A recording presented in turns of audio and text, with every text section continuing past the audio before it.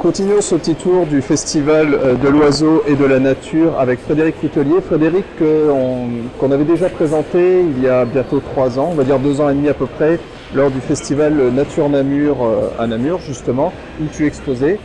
Est-ce que tu peux nous parler un petit peu de l'évolution de ton exposition justement?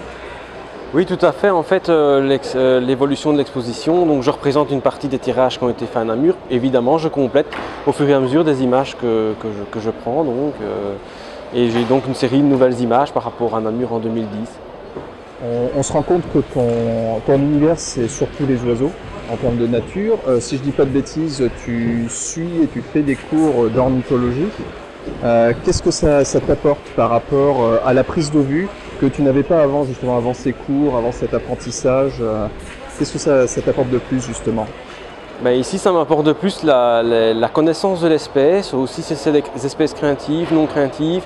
Évidemment, ça m'apporte toute une série de nouvelles choses sur l'étude des oiseaux.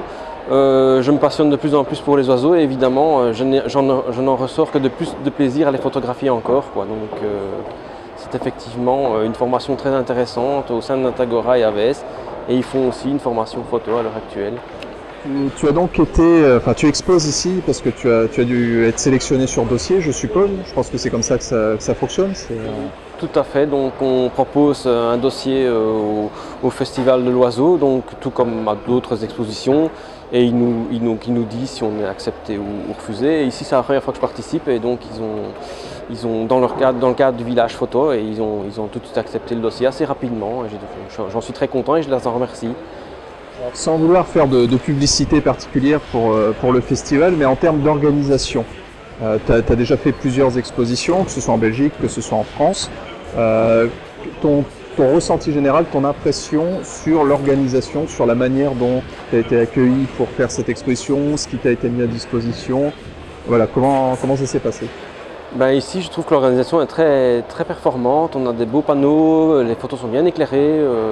Franchement, j'ai été très bien accueilli. C'est vraiment une expérience que je renouvellerai avec plaisir. Et donc pour terminer, il y a 2 ans et demi, on avait présenté une autre photo. Justement, là cette année, laquelle tu souhaiterais mettre un petit peu plus en avant et surtout nous expliquer la démarche qui a fait que tu es arrivé à cette photo? Ben en fait, j'avais déjà vu pas mal de photos de hibou des marais, je rêvais d'en faire un aussi. Après ma photo c'est peut-être pas la plus parfaite de toutes, j'en ai vu des bien plus belles, mais c'est un oiseau que j'avais vraiment envie d'immortaliser, et notamment en mouvement. Et donc de ce fait, quand il y a un ami qui m'a dit qu'il y en avait à un endroit donné, il m'a dit tu veux venir le lendemain, j'ai tout de suite été, j'ai fait vraiment une série de photos, je me suis vraiment bien amusé. Et j'en ai retiré une photo qui me satisfait pleinement, quoi.